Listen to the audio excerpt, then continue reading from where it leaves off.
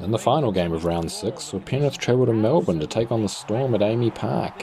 Both sides desperate for a win as the playoffs approach. And it was all Penrith early on, with Isaiah Yeo going over in the 3rd minutes thanks to some piss-poor Melbourne defence. James Maloney converting to make it 6-0 early. 7 minutes later in the 10th, Tamo faced little resistance and finding the try line, went over under the sticks, Maloney bagging the easy 2 points, and it was 12-0. Penrith scoring it faster than a point a minute. Then in the 26th minute, Nathan Cleary scooped up a loose ball, and Melbourne were at 6s and 7s with Penrith leading 18-0.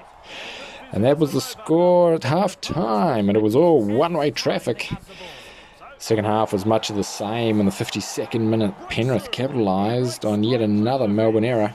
Peter Wallace picking up the drop ball and running 40 metres to score under the sticks. Maloney converting again to make it 24-0.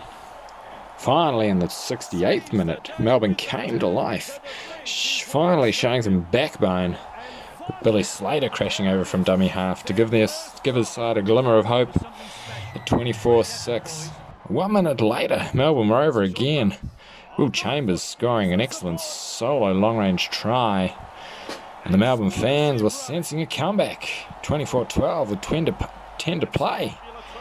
Those hopes were dashed, however, a few minutes later when Josh Addo-Carr inexplicably ran into touch while Melbourne were hot on attack.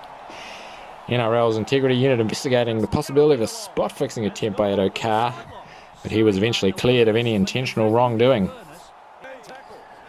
Then finally, in the 80th minute, Walker Blake iced it for the Panthers, scoring their 5th and final try with the final play of the game to put Melbourne out of their misery. Final score, 28-12.